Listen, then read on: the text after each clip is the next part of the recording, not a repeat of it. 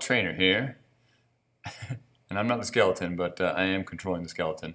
We're going to talk about kind of common hip problems, hip pain, and so I'm going to spin this skeleton around, and what I can do is I can actually add some muscle into this and change it. So one of the biggest problems with our posture is we end up getting stuck looking like we're still sitting in a chair. So imagine this skeleton still tipping forward a little bit, so that it's slightly lean forward, and it's we end up correcting for it by sticking the chest out more, but that lower back right in here, starts to arch a little bit there, and the hips, kind of rotate forward there.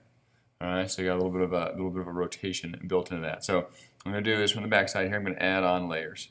All right, so boom, boom, boom, boom, boom. There's full layers up. All right, so now here is the back side, the hind quarters. All right, and so right here we got the gluteus maximus right there. So that muscle, right in here, the big glutes. These do most of the awesome work for our bodies. And so if I turn this a little bit, you can see from the side, how that looks there. And so this muscle is the muscle that helps us to push the hips forward more. All right, so this helps extension. It prevents the bent over posture, that so mmany people have. All right, and sometimes maybe it's bent over, but it curves back up. So a big extra arch in there that is unneeded. And so that's what the glutes do. So if I take them away, so if I tip forward, using that standard bad posture, I got that tip forward in there, or that tip and an arch, either one, and it can be slight. It can even be slight, and it still matters. If I take that away, by being in that position, it's almost like I don't have glutes. And, go ahead and stay in there within that slight position there is, or walk around like that, and your glutes won't fire up. But then try to bring your glutes underneath you. So like where you actually push your hips forward as you're walking a little bit. So get your shoulders, your shoulders right above your hips there. You got that lined up there. That's going to work a whole lot better, because if the shoulders are out in front of the hips, just a little bit there, you got this lean, that is not going to work in your favor there. And so what happens is this little muscle back here, right here, gets a lot of work. You may have even heard of it. You may have heard somebody mention piriformis.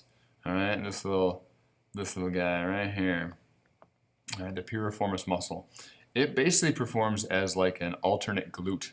All right, and so it does the things the glute isn't doing if you are in that tip forward position. I'm going to add the nerves in here, and I want to point out a particular nerve right here. Do you see this yellow nerve right in there? That yellow runs right underneath the piriformis, right up in there. And so that muscle, or that nerve right there, that's your sciatic nerve.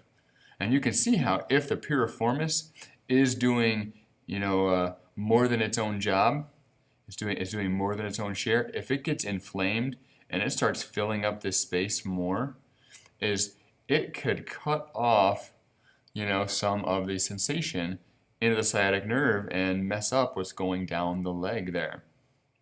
And so this is a piriformis syndrome, and also I think some of the times our sciatic is actually related to this as well. And so bad hip position is a big part of that. So we'll bring it back out here a little bit. And so that really messes things up quite a bit. I'm going to show one other muscle that plays a role in this.